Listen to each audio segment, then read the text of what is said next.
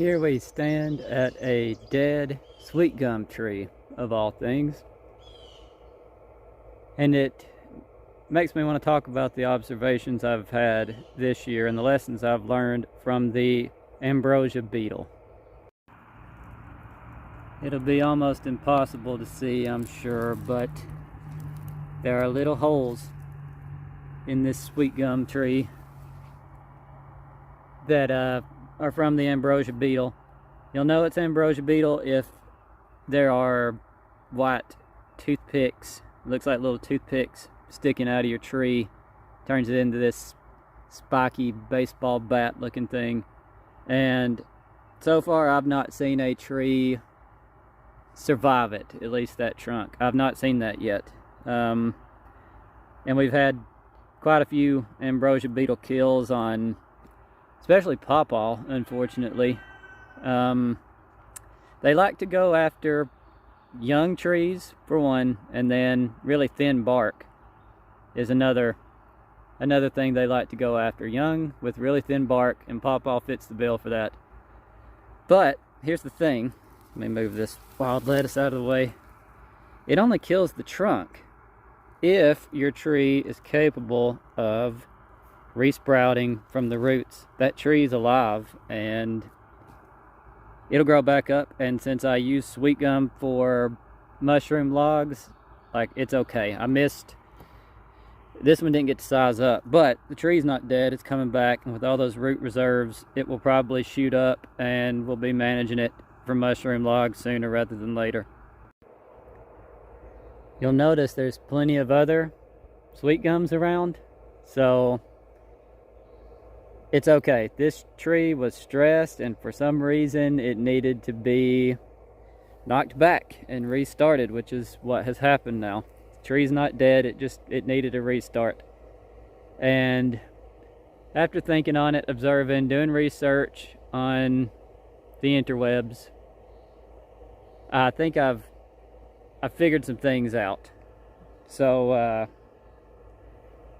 it was an issue of timing regarding pruning.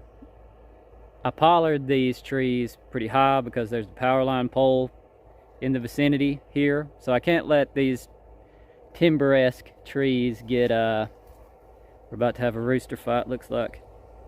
I can't let these trees get too tall, so I'm pollarding them so that I can get at least a couple mushroom logs out of them. I don't have to get on a ladder, just as high as I can reach.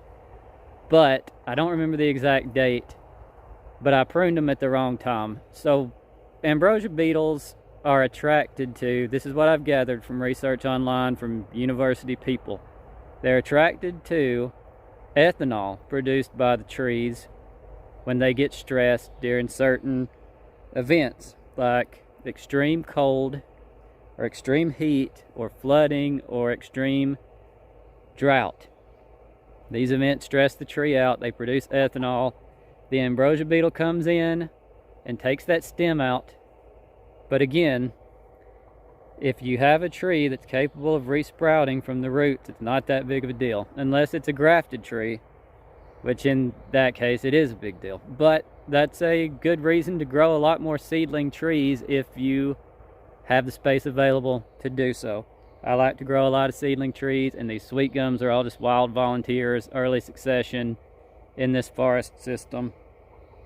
So that's it's a good lesson, a good teacher about when to prune. Say I want to actually kill a tree, get some trees. This tree should be on the ground now. I should do that, get it on the ground so that its nutrients are cycling, the fungi are breaking it down, turning it into soil. That's what Ambrosia beetle's done. It's a fertilizing event basically, and the tree still gets to live on. If I want to do that with a lot of trees in an area intentionally, I can just prune at an inopportune time.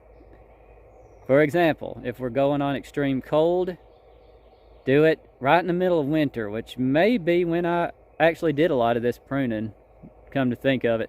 Prune right in the middle of winter time, right before a big cold snap, and likely some of the trees will get stressed out and the ambrosia beetle will come in, take care of that. You start opening up some light to other trees around, and you're cycling nutrients. Good thing, potentially.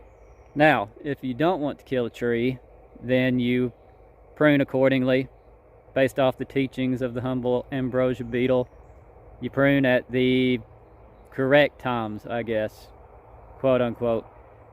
So if it's a tree I wanted to keep, I would make sure it was like February-ish, March, just really good normal pruning time for fruit trees and the like, the recommended time.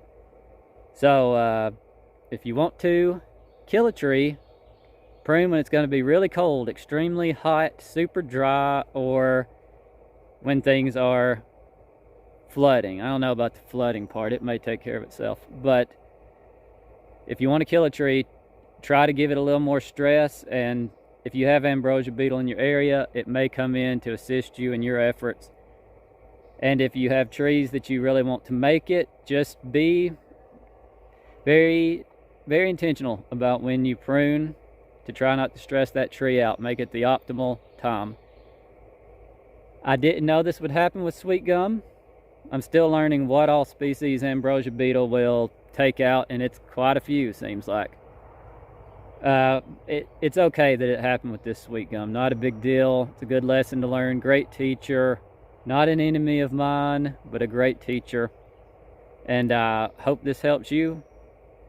Hope you're looking for your teachers out there as well.